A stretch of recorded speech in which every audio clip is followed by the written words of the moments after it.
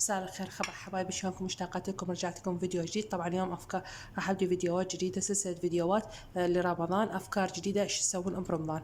طبعا اليوم اول وصفة هي كانت عندنا الدولمة العراقية المعروفة ايضا بكل بيت.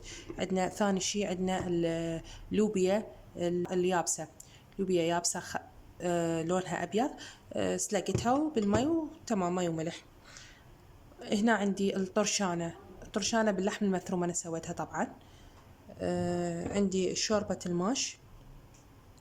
الماش معروفة، وعندي هنا الكبة، وأيضا عندي هنا نوعين من المشروب، عندي النوم بصرة وعندي اللبن.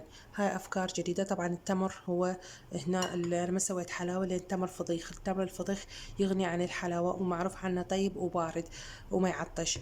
طبعا هنا الماعون الفواكه هنا نستغنى عنه بعد الإفطار. هنا فواكه مشكلة أنا ضفتها أيضا بعد الإفطار، اللي هي حيكون عرموط وموز وبرتقال ولالنجي وتفاح، لا نستغنى عنه، مفيد لصحة الإنسان. طبعا أكو معون هنا نسيت إنه أنا أضيفه، وهو البورق هنا أيضا نسيت أنا أضيفه، وأسف. أترك الرابط بصندوق الوصف لأن عندي موجود، مسويته بالقناة. البورق هو سويته بطريقة إنه البصل وسمبوسة.